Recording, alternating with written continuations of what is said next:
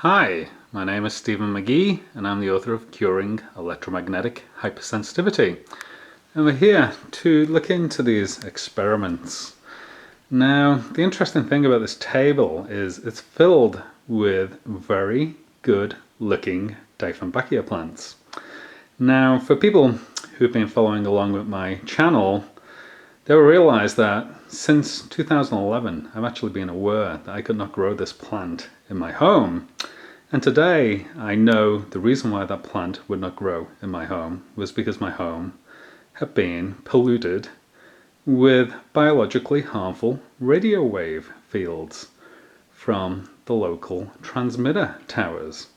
So I complained about one of the towers. It was quite obvious, based on the plant growth in my garden, that the plants were not growing that could see the west antenna tower out there.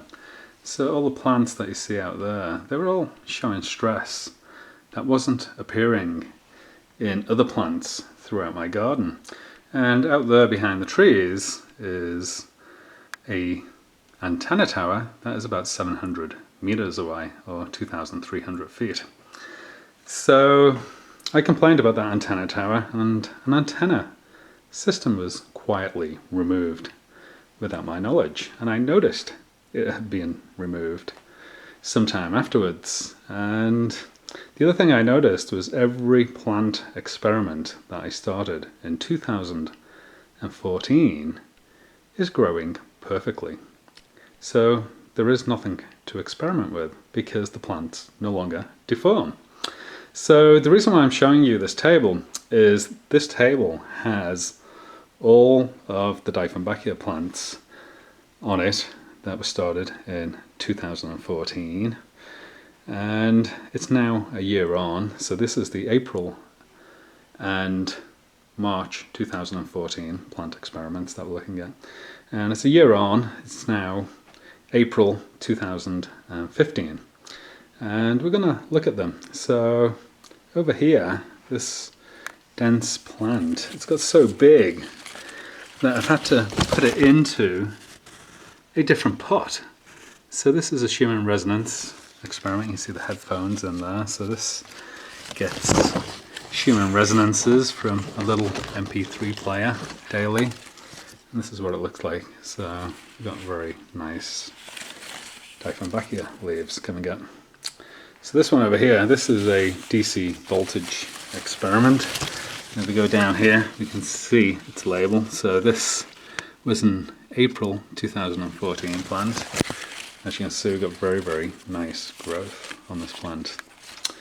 And over here, we have another battery experiment. So this is the opposite polarity on this plant. You can see that we've got fantastic growth coming up on this plant. And again, this one's got so big, it's had to go into a much bigger pot. And this one is the Schumann resonance control. And they're looking very similar, the Schumann resonance headphone experiment and the control plant. I don't really see much difference between them. And it's the same with these battery plants, they're both quite comparable. And this front row was started in March 2014. It's a light experiment, so all of these plants get a different type of light, and we were comparing the growth effects of that light on the water that they get watered with. So this is what they look like. So you can see that we've got very nice Dieffenbachia growth on these plants. And in particular, this one's thriving. So this one actually gets the white light water. So there's a bottle of white plastic water sitting outdoors in the sunlight daily, and that's where this one is getting its water from. It's actually thriving. So it's the best one out of the light experiment water.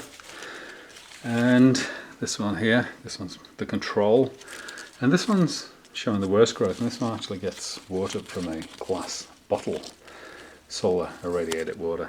And we have an experiment right up here that's currently repeating the differences that I'm seeing between the plastic and the glass, and it's not far enough along yet to actually see those differences. So we got a control water plant that was put in December 2014, and there's a control water glass plant, and here's the actual experimental solar radiated glass water, and this one is the solar radiated plastic water. So we've got to leave those for growing for a little while longer. But you can see that certainly in this experiment is indicating that the plant that gets the water out of the glass bottle, it appears to show the most stress currently in this particular light experiment. And here's the final one in the light experiments, the blue water light, since March 2014. So as you can see, we're a year on, and all the deformities that I was seeing in my Dieffenbachia plants have disappeared, and that is completely in line with the strange antenna system being removed from the antenna tower west of my home. I hope you enjoyed this video. If you want to find out more on the subject of how these radio frequencies interact with the human health, you'll find it in Curing Electromagnetic Hypersensitivity. Thank you.